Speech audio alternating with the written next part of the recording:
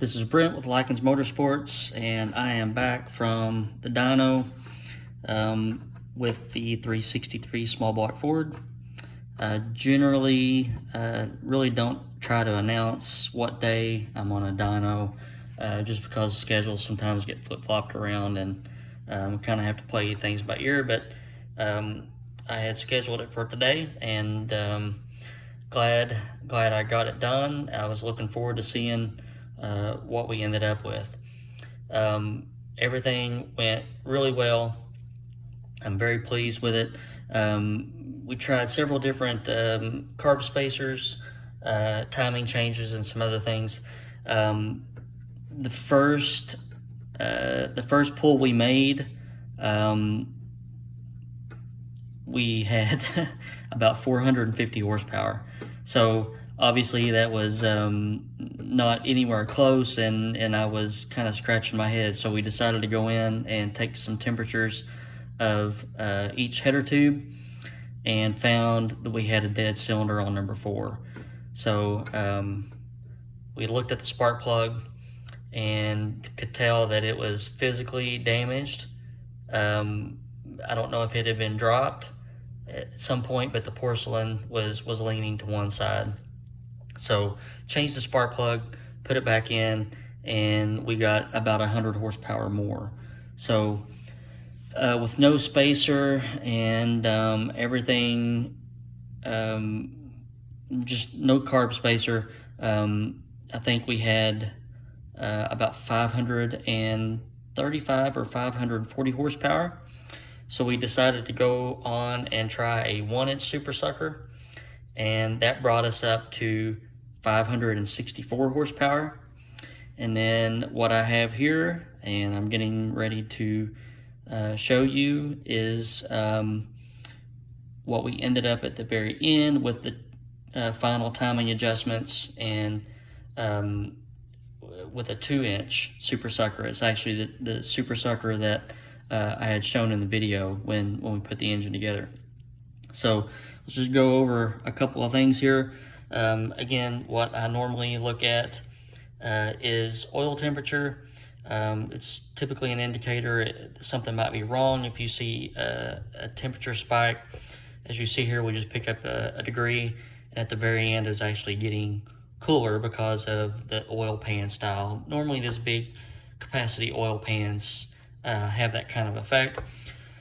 We were not monitoring the water temperature on the data pack. We were watching it on the gauge off the cooling tower, and we were keeping it about 150 degrees, which is pretty typical of where it ends up in a bracket race type situation. Anyway, oil pressure, we had excellent oil pressure. The oil pan, if you remember, is a Moroso Fox body pan.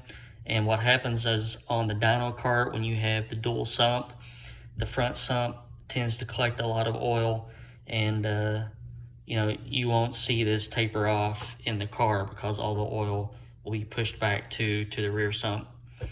Air fuel ratios, 13.5, 13.5. We kept it a little bit on the lean side, just because when you stick the engine in the car, you lose airflow to the engine, and especially with the air cleaner. So he will end up with a little bit richer here.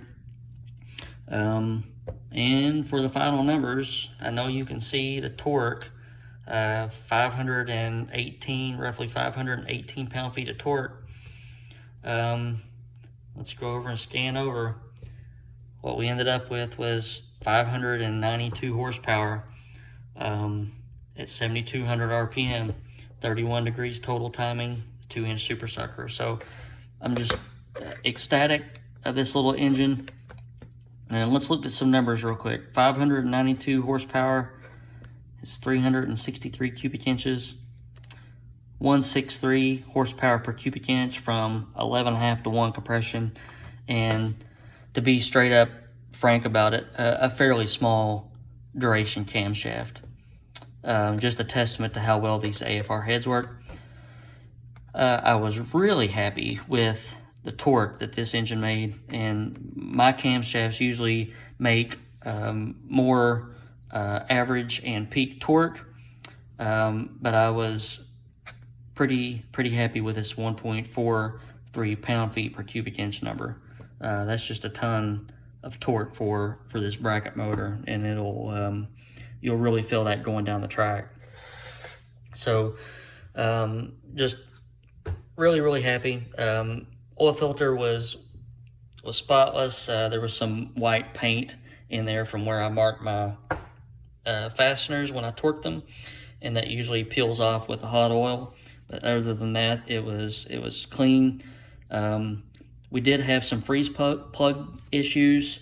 We had 2 plugs that leaked right off the bat. And if you remember the video from where I installed those, I was griping about how hard they were to install. And I think what happened is I ended up distorting a couple of freeze plugs when I drove them in. So we had some leaks, and we went ahead and fixed them on the dyno and made sure that they didn't leak. But other than that, everything was really straightforward. Scott Perkins does all of my new quick fuel carburetors.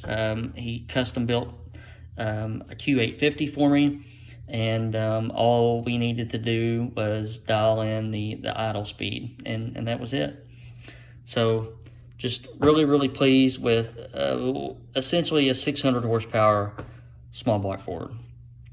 And you know, it takes a lot of FE to make 600 horsepower, so it just goes to show you how well the architecture of the small block Ford works. All right, guys, got a lot of work to catch up on today. I want to get this video posted and show the dyno video. And it was kind of a miserable day outside this morning, overcast and about 72 degrees temperature, which is totally not normal for Kentucky in the middle of December. So we had to kind of dodge around that. But other than that, everything was good. So appreciate you all following through this build from the very beginning to the very end. And I'll have a lot more going on. And I plan to get the tunnel port, the 465 cubic inch tunnel port FE on the dyno next week. Hopefully we can follow through with those plans. But I encourage you, if you haven't already, to subscribe so that you won't miss any more of these videos. And ring that bell, hit that thumbs up button, and stick around with me because we're going to have a lot of cool stuff coming up. All right, guys, hope you have a good day. See you soon.